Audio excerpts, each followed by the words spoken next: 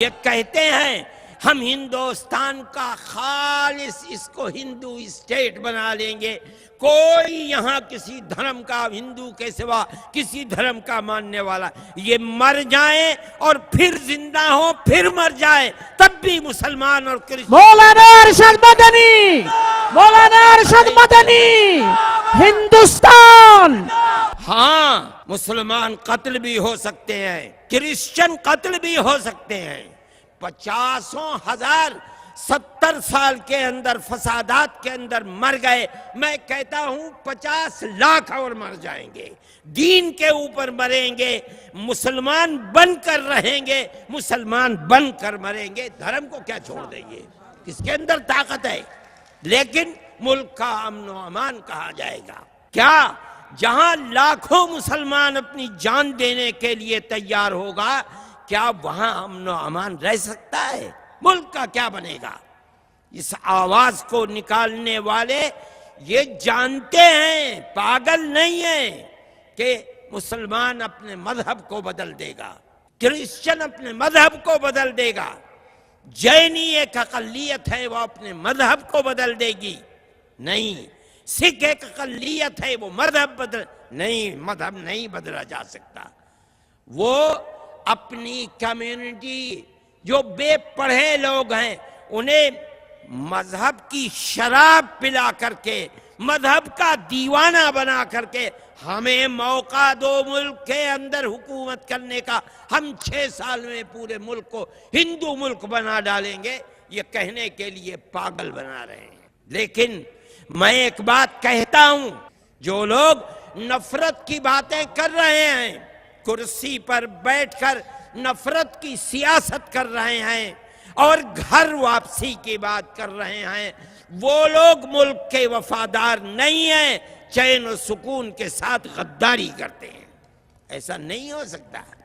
ارے بابا 20 کروڑ مسلمان کم ہے، 3.5 کروڑ کرسچن کم ہے؟ کون مائی کا لال ہے جو کہہ سکتا ہے کہ ہم 20 کروڑ مسلمانوں کے دین دھرم سے آزاد کر کے ہندو بنا لیں گے، کرسچن کو ہندو بنا لیں گے؟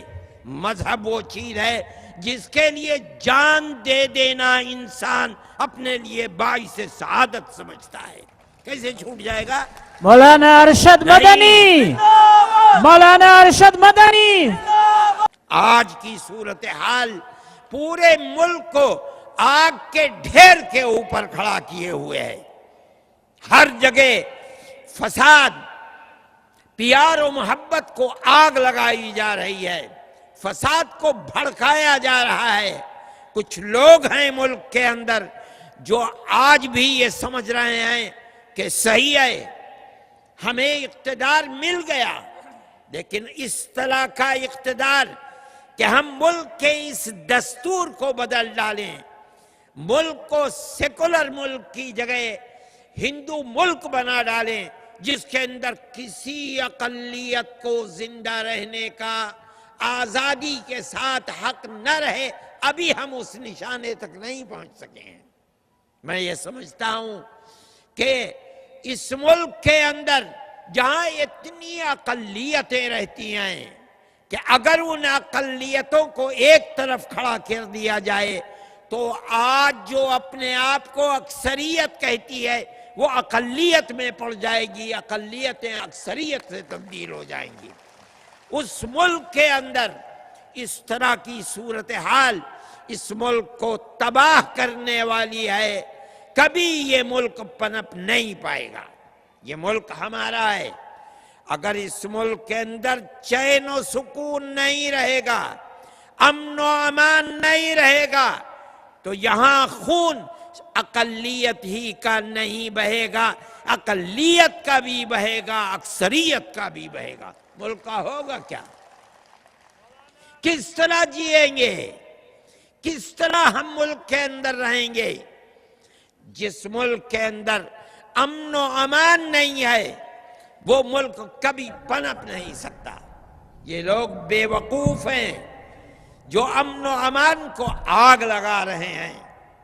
اور پھر ایک ستم کی بات یہ ہے کہ مذہب کے گیروی کپڑے پہن کر کے اور ماتھے پر قشقہ لگا کر کے جو مذہب پیار و محبت کی دعوت دیتا ہے، اس مذہب کے لبادے کو پہن کر کے پیار و محبت کی جگہ نفرت کو جنم دینے والی باتیں کر رہے ہیں۔ یہ چیز ناقابل قبول ہے۔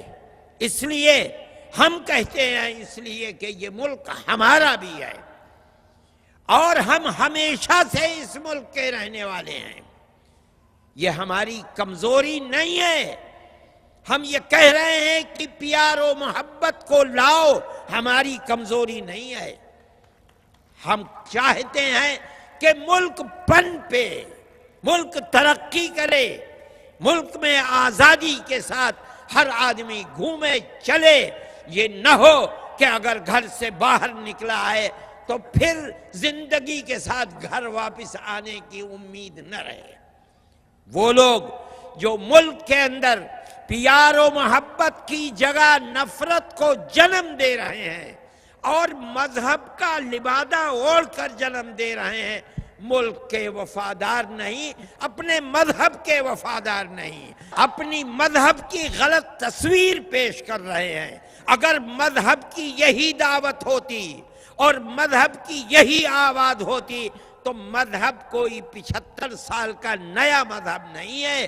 یہ مذاہب تو ہزاروں سال پرانے ہیں۔ اب تک بھسم ہو گیا ہوتا ملک، دنیا میں آگ لگ چکی ہوتی۔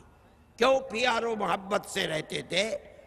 اس وقت بھی مندر تھے، آج سے 100 سال پہلے بھی مسجدیں تھیں، مندر بھی تھے، چرچ بھی تھے، گرودوارے بھی تھے، وہاں پر بیٹھنے والے اور دنیا کو مذہب کی طرف دعوت دینے والے مہنت بھی تھے، درویش بھی تھے، صوفی بھی تھے۔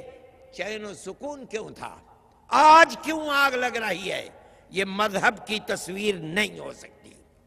میں کہتا ہوں تم نے جو کپڑے پہن رکھے ہیں یہ کپڑے غلط ہیں۔ تم نے جو تصویر بنا رکھی ہے یہ فراڈ اور دھوکہ ہے۔ یہ مذہب کی تصویر نہیں ہو سکتی۔ مذہب تو پیار و محبت کا نام ہے۔ جو مذہب قتل و قتال سکھلاتا ہے، جو مذہب دلوں میں نفرت کو پیدا کرتا ہے، وہ مذہب نہیں ہے، ناقابل قبول ہے۔ اس لیے جمعیت علماء ہند اس کے لیے آگے بڑھی۔ فرقہ پرستی کا اگر آپ کو مقابلہ کرنا ہے تو ایک ایک فرد کو مقابلہ کرنا ہوگا۔ وہ دلوں کو توڑتے ہیں، آپ میں سے ہر فرد کو دلوں کو جوڑنا ہوگا۔ وہ نفرت پیدا کرتے ہیں، آپ کو نفرت کی جگہ محبت پیدا کرنی ہوگی۔ یہ کام تنہا جمعیت علماء کا نہیں ہے، یہ کام ہر فرد کا ہے۔ اگر ہر فرد نہیں کرے گا، یاد رکھو نہیں کرو گے، آنے والے دنوں میں ساری دنیا کے فرقہ پرست مل کر تمہیں مٹائیں گے۔ کس طرح زندگی گزرے گی؟ کس طرح کاروبار کرو گے؟ کس طرح رہو گے؟ پھر اسی کے اندر مار دھاڑ ہوگی اور قتل و قتال ہوگا اور ملک تباہ اور برباد ہوگا۔ میرے بھائی، کوئی اس آواز کو نہیں اٹھا رہا تھا، جمعیت علماء نے اٹھایا، اور جمعیت علماء کا یہ کردار ہمیشہ رہا ہے۔ آپ مجھے بتائیے کہ میں جو بات کہہ رہا ہوں آپ اس کا عہد و پیمان کرتے ہیں اپنی زندگی میں یا نہیں کرتے؟ انشاءاللہ اگر کرتے ہیں تو اس کو اپنی زندگی کا مقصد بنائیے۔ یہ جو آگ اٹھ رہی ہے اس کا مقابلہ اسی طرح سے ہوگا۔